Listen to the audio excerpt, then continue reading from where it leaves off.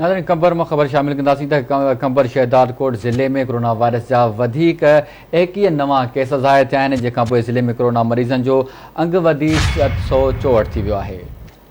Breaking news है, अवांखे ॾींदा हलूं त कंबर शहदाद कोट ज़िले में कोरोना जा वधीक 21 नवां केस ज़ाहिर थिया आहिनि। ज़िले में कोरोना मरीज़नि जो अंगु वधी 764 थी वियो आहे। ब्रेकिंग न्यूज़ आहे, अवांखे ॾींदा हलूं त कंबर शहदाद कोट ज़िले में कोरोना मरीज़नि जो अंगु वधी 764 थी वियो आहे। इन हवाले सां वधीक ॻाल्हि ॿोल कंदासीं। कंबर मारिब आवाज़ जो रिपोर्टर हाकिम ख़ासकेली असां सां टेलीफोन लाइन ते मौजूद आहे। जी हाकिम, कहिड़ा तफ़सील आहिनि, आगाह कजो। ही कंबर शहदाद कोट ज़िले में कोरोना जा वधीक 21 नवां केस ज़ाहिर थिया आहिनि। ज़िले में कोरोना मुतासिरनि जो अंगु वधी 746 थी वियो आहे। नवां ज़ाहिर थियल केसनि में जेके आहिनि त उहे 10 उस्ताद आहिनि, 5 पुलिस एहलकार आहिनि, 3 लेडी हेल्थ वर्कर आहिनि, 1 दुकानदार ऐं 2 जेके आहिनि त उहे आम शहरी जेके आहिनि त उहे शामिल आहिनि।